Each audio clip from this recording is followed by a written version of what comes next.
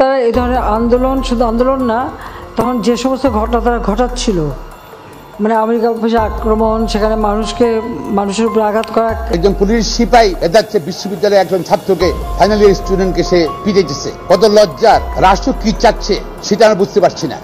আসসালামু আলাইকুম ভিউয়ার্স, দেশ ও দেশের বাহির থেকে যারা আমার ভিডিওটি প্লে করেছেন জানাচ্ছি আন্তরিক শুভেচ্ছা ও অভিনন্দন। আশা করি সবাই ভালো আছেন, সুস্থ আছেন, আলহামদুলিল্লাহ। তো ভিউয়ার্স, কোটা বিরোধী আন্দোলনকারীদেরকে রাজাকার বলে আখ্যায়িত দিলেন মাননীয় প্রধানমন্ত্রী শেখ হাসিনা। কেননা যারা কোঠার বিপক্ষে কথা বলছে তারা সবাই রাজাকারের নাতিপুতি, আর যারা কোঠার পক্ষে বা বহাল রাখার পক্ষে কথা বলছে তারা হলো মুক্তিযোদ্ধার নাতিপুতি। এই দেশে শুধু মুক্তিযোদ্ধার নাতিপুতিরাই এই কোঠা পাবে এবং কোঠা বহাল থাকবে, এমন মন্তব্যও করেছেন মাননীয় প্রধানমন্ত্রী শেখ হাসিনা। আর দেরি নয়, আমরা সরাসরি তার বক্তব্যেই চলে যাব। সো ভিডিওতে যাওয়ার আগে ছোট্ট রিকোয়েস্ট করব, যারা এখনো চ্যানেলটি সাবস্ক্রাইব করেননি, নিয়মিত দেশের সকল আপডেট সবার আগে জানতে অবশ্যই চ্যানেলটি সাবস্ক্রাইব করে পাশে রাখবেন। দর্শক আসুন স্ক্রিনে।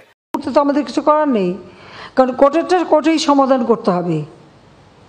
এখন যারা আন্দোলন করছে তারা তো আইন মানবে না, আদালত মানবে না, সংবিধান কি তারা চেনে না, বা একটা কার্যনির্বাহী অর্থাৎ একটা কাজ করতে গেলে তার যে নীতিমালা, বিধিমালা বা ধারা থাকে সেটা, বা একটা সরকার কীভাবে চলে এ সম্পর্কে কোনো ধারণাই এদের নাই, কোনো জ্ঞানই নাই। হ্যাঁ, পড়াশোনা করছে, ভালো নাম্বার পাচ্ছে, সেটা ঠিক, কিন্তু ভবিষ্যতে এরা তো নেতৃত্ব দেবে বা এই দেশটা চালাতে আসবে, তাদের তো এই ধারণাগুলি দরকার। আমাদের সংবিধান কি বলে সেটা তাদের জানা উচিত। আমাদের একটা রাষ্ট্র পরিচালনায় কী ধরনের কাজ হয় সে সম্পর্কে তাদের কোনো ধারণা আছে? সে ধারণা তো আমরা দেখি না। আজকে যখন আদালতে চলে গেল, তা আদালতে সেটা সমাধান, এবং আদালত তাদের সুযোগ দিয়েছে, বলেছে আপনারা আসেন, আর্গুমেন্ট করেন, বলেন, তা আদালতে যাক, বলুক না, তারা রাজপথেই সমাধান করবে। আর আমাকে বলছে, আমি সত্যি কথা বলতে কি, আদালত যখন কথা বলেছে, আদালতে যখন চলে গেছে, তার যখন রায় হয়েছে, তো সেই রায়ের বিরুদ্ধে এখন এই মুহূর্তে আমার তো দাঁড়ানোর কোনো অধিকার নাই। এটা তো আমার সংবিধানও বলে না, আমার পার্লামেন্টও বলে না, কার্যপ্রণালী বিধিও বলে না, কিছুই না। যতক্ষণ পর্যন্ত আদালত থেকে সমাধান না আসবে ততক্ষণ আমাদের এখানে কোনো কিছু করার থাকে না। এটা বাস্তবতা, এই বাস্তবতা তাদের মানতে হবে। আর যদি না মানে কিছু করার নাই, আর রাজপথে আন্দোলন করতেই থাকবে, তবে কোনো ধ্বংসাত্মক কাজ করতে পারবে না। যতক্ষণ তারা শান্তিপূর্ণভাবে করে যাচ্ছে কেউ কিছু বলছে না, কিন্তু এর বাইরে যখন কিছু করবে, পুলিশের গায়ে হাত দেওয়া বা পুলিশের গাড়ি ভাঙা বা এভাবে আক্রমণ, এগুলি যদি করতে যায়, তাহলে তখন তো আইন তার আপন গতিতে চলবে। এখানে আমাদের কোনো কিছু করার নেই। কোটা আন্দোলন করবার আগে তাদের তো পরীক্ষার রেজাল্টগুলি দেখে নেওয়া উচিত ছিল, যে কোথায় তারা দাঁড়িয়েছে। আর দ্বিতীয় কথাটা হচ্ছে, মুক্তিযুদ্ধের বিরুদ্ধে এত ক্ষোভ কেন? মুক্তিযোদ্ধাদের নাতিপুতিরাও পাবে না, তাহলে কি রাজাকারের নাতিপুতিরা পাবে? সেটা আমার প্রশ্ন, দেশবাসীর কাছে প্রশ্ন, যে রাজাকারের নাতিপুতিরা সব কিছু পাবে, মুক্তিযোদ্ধারা পাবে না। অপরাধটা কি? নিজের জীবন বাজি রেখে, নিজের পরিবার, সংসার সব কিছু ফেলে দিয়ে যারা মুক্তিযুদ্ধে অংশগ্রহণ করেছিল, দিন রাত খেয়ে না খেয়ে, কাদা মাটি ভেঙে, রোদ বৃষ্টি ঝড় সব মোকাবেলা করে, যুদ্ধ করে এই দেশের বিজয় এনে দিয়েছিল। আর বিজয় এনে দিয়েছিল বলেই না আজকে সবাই উচ্চ পদে আসীন, আজকে গলাবারে কথা বলতে পারছে। ধরে তো ওই পাকিস্তানিদের বুটের লাথি খেয়ে চলতে হতো।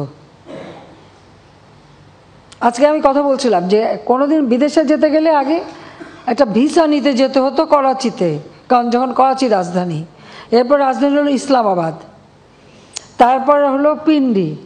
তো সেখান থেকে বিদেশে যাওয়ার ভিসা দিত, আন্তর্জাতিক কোনো ফ্লাইট ঢাকা থেকে চলতো না, ওই করাচির থেকে আন্তর্জাতিক ফ্লাইট নিতে হতো, হয় দিল্লি থেকে নয় করাচি থেকে।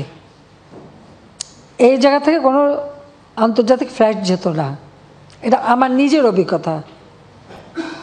জাতির পিতা মুক্তি পেলেন 69 সালে, এরপর আমি ইটালিতে গেলাম আমার স্বামীর সাথে কর্মস্থলে যাওয়ার জন্য। আমাকে করাচিতে যে 2 রাত থেকে ওখান থেকে ভিসা নিয়ে তারপর আমি আন্তর্জাতিক ফ্লাইট ধরতে পারলাম। এইটা ছিল আমাদের অবস্থাটা। তো এরা তো, ওই ছেলেমেয়েরা তো ওটা দেখেনি, বা এখন যারা লাফাচ্ছে এমনকি 15 বছর আগের বা 20 বছর আগে বাংলাদেশ সম্পর্কে তারা বোধহয় জানে না। যুদ্ধের বিরুদ্ধে, মুক্তিযোদ্ধাদের বিরুদ্ধে কথা বলার অধিকার তাদেরকে দিয়েছে। যে মুক্তিযোদ্ধা বললো, আমি তার সাথে সম্পূর্ণ একমত যে তারা জীবনে কষ্ট করেছে। মুক্তিযোদ্ধার নাতি, সে ভর্তি হয়েছে মুক্তিযুদ্ধ কোটা ইউনিভার্সিটিতে, উনিও বলেন কোটা থাকবে না। তো বেটা তুই তাহলে পদে চলে আয়, পড়াশোনার দরকার নাই। তুই মুক্তিযোদ্ধার নাতি হিসেবে কোটায় ইউনিভার্সিটিতে ভর্তি হয়ে এমন বলে কোটা লাগবে না, তোকে তো ইউনিভার্সিটি থেকে বের করে দেওয়া উচিত। যদি লজ্জা থাকতো তাহলে আগে ইউনিভার্সিটির থেকে পড়াশোনা বন্ধ করে দিয়ে এসে তারপর বলুক যে কোটা লাগবে না। দেখছে বিচিত্র এই দেশ। আওয়ামী লীগ ক্ষমতা আসার আগে বাংলাদেশের অবস্থাটা কী ছিল? ঢাকা বিশ্ববিদ্যালয় সহ বিশ্ববিদ্যালয়ে ছিল অস্ত্রের ঝড়জানানি, বোমাবাজি আর সেশন জট। 5 বছর 7 বছর সেশন জট। কোনো সেমিস্টার সিস্টেম ছিল না, গ্রেডিং পদ্ধতি ছিল না, বহু সাবজেক্ট ছিল না যা আন্তর্জাতিক মান হয়। ঢাকা বিশ্ববিদ্যালয়ের কারণে বাংলাদেশ থেকে কেউ যদি বিএ পাস করে বিদেশে যেত, তাকে আবার সেই গোড়ার থেকে ইন্টারমিডিয়েট থেকে পড়তে হতো। স্কুলে ভর্তি হয়ে পড়ে তারপরে উচ্চ সে যেতে পারত।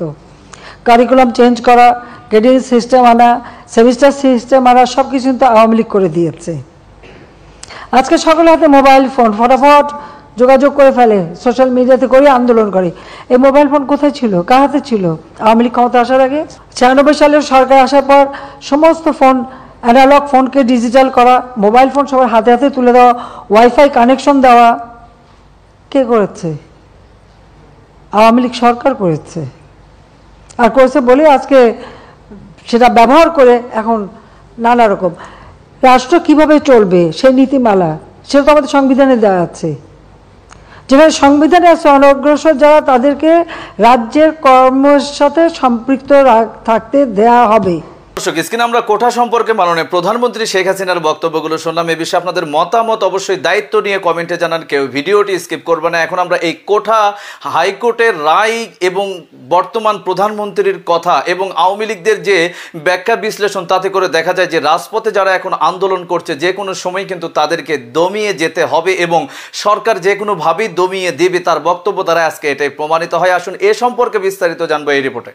একজন পুলিশ সিপাহী যাচ্ছে বিশ্ববিদ্যালয়ে একজন ছাত্রকে, ফাইনাল ইয়ার স্টুডেন্টকে সে পিটাইতেছে। কত লজ্জার! রাষ্ট্র কি চাচ্ছে সেটা আমরা বুঝতে পারছি না। সরকারের যে চিন্তা ভাবনা, পুলিশের যে চিন্তা ভাবনা, তাদেরকে বল প্রয়োগ থেকে বিরত থাকার জন্য জানাচ্ছি। বক্তব্য রাখতেই পারে, আন্দোলন করতে পারে এবং ডান্ডা মেরে ঠান্ডা করবে, এটা কোনো সভ্য জাতির জন্য হইতে পারে না। সরকার আইনশৃঙ্খলা বাহিনীকে কোটা বিরোধী আন্দোলনকারীদের উপর লেলিয়ে দিচ্ছে। যদি চাচ্ছেন সেটা থেকে বিরত রাখুন এবং অতিরিক্ত বল প্রয়োগ করছেন, সেটি বিরত রাখুন। মানবাধিকার, মৌলিক অধিকার লঙ্ঘন করবেন না। জরুরি সিচুয়েশনে, পরিস্থিতিতে আজকে আপনাদের সামনে দুই একটা কথা বলতে চাই। সেটা হলো কোটা বিরোধী আন্দোলন। কোটা বিরোধী আন্দোলনে বেশ কয়েকদিন থেকেই, কিছুদিন থেকেই সারা দেশের বিশ্ববিদ্যালয়, কলেজ শিক্ষার্থীরা আন্দোলন করতেছে এবং যারা বেকার, উচ্চশিক্ষিত বেকার, চাকরির জন্য অপেক্ষা করছে, তারা আন্দোলন করতেছে। আন্দোলন কিন্তু অনেকদিন থেকে চলছে। ছাত্ররা তাদের আন্দোলন করতেছে, কোটা বিরোধীরা, এবং কোনো ঘটনা দুর্ঘটনা কিছু ঘটে নাই। সম্প্রতি গত কয়েকদিন থেকে সরকারের মন্ত্রীরা ধমক দিচ্ছেন, পুলিশরা ধমক দিচ্ছেন, তাদেরকে আন্দোলনে সরে যেতে বলছেন এবং তারা বলতে চাচ্ছেন বল প্রয়োগ করবেন। এর মধ্যে তারা অতিরিক্ত বল প্রয়োগ করছে পুলিশ। একজন পুলিশ সিপাহী যাচ্ছে বিশ্ববিদ্যালয়ে একজন ছাত্রকে, ফাইনাল ইয়ার স্টুডেন্টকে সে পিটাইতেছে। কত লজ্জার! রাষ্ট্র কি চাচ্ছে সেটা আমরা বুঝতে পারছি না। আমরা বলবো শুধু সরকারের যে চিন্তা ভাবনা, পুলিশের যে চিন্তা ভাবনা, তাদেরকে বল প্রয়োগ থেকে বিরত থাকার জন্য জানাচ্ছি। এটা মানবাধিকার লঙ্ঘন, মৌলিক অধিকার লঙ্ঘন। গণতান্ত্রিক শাসন ব্যবস্থা যদি দাবি করি আমরা, যে কোনো ব্যক্তি তার সমর্থনে, তার মৌলিক অধিকার, চাকরির অধিকার, কর্মের অধিকারে বক্তব্য রাখতেই পারে, আন্দোলন করতেই পারে এবং ডান্ডা মেরে ঠান্ডা করবে, এটা কোনো সভ্য জাতির জন্য হইতে পারে না। তার মৌলিক অধিকার লঙ্ঘন করবেন, সেটা হইতে পারে না। আমি সরকারের মন্ত্রী, মাননীয় মন্ত্রীদেরকে, আইনশৃঙ্খলা বাহিনীকে অনুরোধ করব, সরকার আইনশৃঙ্খলা বাহিনীকে কোটা বিরোধী আন্দোলনকারীদের উপর লেলিয়ে দিচ্ছে। যদি চাচ্ছেন সেটা থেকে বিরত রাখুন এবং অতিরিক্ত বল প্রয়োগ করছেন, সেটি বিরত রাখুন। মানবাধিকার, মৌলিক অধিকার লঙ্ঘন করবেন না। আর কোটা নিয়ে তো এর মধ্যে আপনারা জানেন অনেক কেলেঙ্কারি বেরিয়েছে। কারো মেয়েকে বিয়ে দিবে, সেই জন্য চাকরি দিচ্ছে কোটায়। আর কোটা তো আমি কোর্টের আদেশ নিয়ে কোনো কথা বলতে চাচ্ছি না। হাইকোর্ট তো বললো যে একদিকে কোটা বাতিল করলো, কোটার যে সার্কুলার বাতিল করলো, আবার বলে দিল যে সরকার চাইলেই কোটা বাড়াইতে পারে, কমাইতে পারে বা বিলুপ্ত করতে পারে। আমি এটা অস্পষ্ট, এটা ছোট্ট একটা আদেশে যেটা বললেন, তো সরকারের কাছেই তো ক্ষমতা নাকি, হাইকোর্ট বললেন। দর্শক, স্ক্রিনে আমরা সে সম্পর্কে বিস্তারিত জানলাম। সো আজকের ভিডিও এই পর্যন্তই। ভালো লাগলে লাইক এন্ড কমেন্ট করবেন এবং দেশের সকল আপডেট সবার আগে জানতে অবশ্যই চ্যানেলটি সাবস্ক্রাইব করে পাশে রাখবেন। দেখা হবে পরবর্তী ভিডিওতে ইনশাআল্লাহ। আসসালামু আলাইকুম ওয়া রাহমাতুল্লাহ।